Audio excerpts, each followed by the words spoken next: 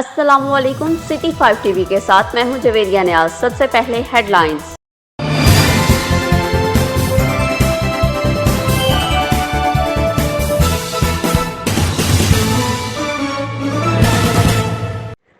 खबर शामिल करेंगे तांदियावाला से। मोहम्मद आसिफ ने मौका पर इख्तियार किया है कि गुज़श्ता रात तकरीबन 12-1 बजे के करीब 2 मोटरसाइकिल सवार मुसल्लह डाकुओं से फायरिंग का तबादला हुआ और जान पे खेल के डाकू जिसको रंगे हाथों एक बकरी एक अप्लाइड फायर मोटरसाइकिल के साथ पकड़ा, जबकि इनके दूसरे साथी फरार होने में कामयाब हो गए।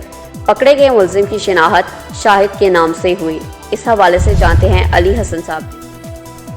जी, ये एक अजीबो गरीब जो है वो वाकया पेश आया है तांदलियावाला के कस्बा किलियांवाला में, जहां पर चौकीदार मोहम्मद आसिफ ने मौक़िफ़ इख्तियार करते हुए कहा कि गुज़श्ता रात तकरीबन 12-1 बजे के करीब 2 मोटरसाइकिल सवार मुसल्लह डाकुओं से उसका फायरिंग का तबादला हुआ और उसने जान पे खेल के डाकू को रंगे हाथों एक बकरी और एक अप्लाइड फायर मोटरसाइकिल के साथ पकड़ा, जबकि उसके दूसरे साथी जो थे वो फरार होने में कामयाब हो गए। पकड़े गए मुलजिम की शनाख्त शाहिद के नाम से हुई।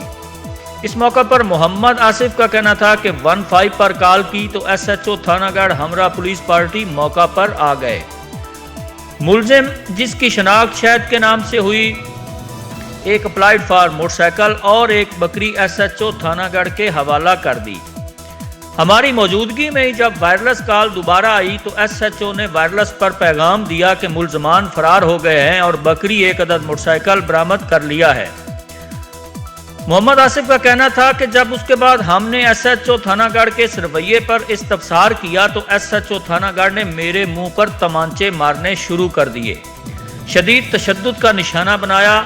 मुतासरा गार्ड मोहम्मद आसिफ ने शदीद एहतजाज करते हुए SHO थानागढ़ के रवैये पर बरहमी का इजहार करते हुए वज़ीर आला पंजाब, IG पंजाब और CPO फैसलाबाद से मुतालबा किया है कि SHO थानागढ़ को फौरी बरतरफ करके किसी ईमानदार पुलिस अफसर को तैनात किया जाए ताकि इस एरिया से जराइम का खात्मा मुमकिन हो सके। जी, सिटी 5 टीवी से फिलवक्त इतना ही। जवेरिया नियाज को दीजिए इजाज़त। अल्लाह हाफिज़।